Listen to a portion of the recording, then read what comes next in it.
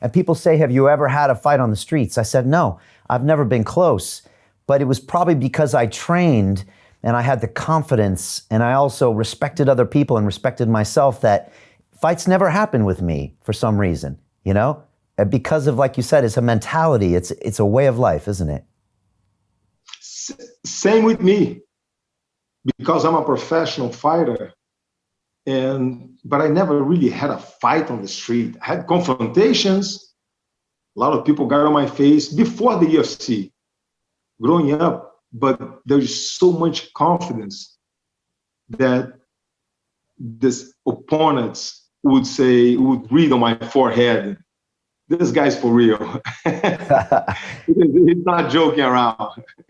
Yeah, people can tell. You know, it's funny. I worked on Wall Street, and I worked in the city of London, which is the equivalent.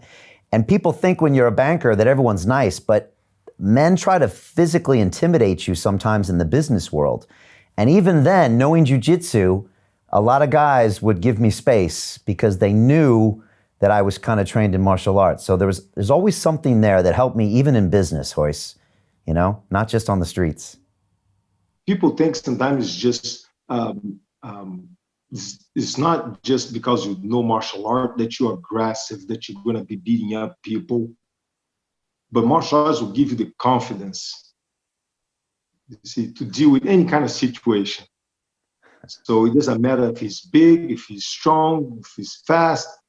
Once you have the confidence and you know what you can do, that you can defend yourself, not attack somebody, but defend yourself and not to lose to that person, it's you start looking at everybody a little different.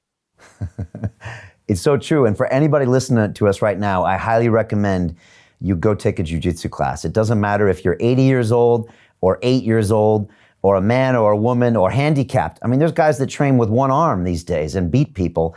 My daughter learned jiu-jitsu. My sons are going to learn jiu-jitsu. It's an incredible martial art way of life. You know, it really is. Now, I have many students that I have taught all over the world. I travel about 7 months of the year. Yes, and I encounter blind people learning the art of jiu-jitsu, people that are handicapped, and yeah, I'm dealing a lot with soldiers right now, helping them out in a program called MVP, Merging Vets and Players. It's combat veterans that come back, and I'm trying to help them out as much as I can.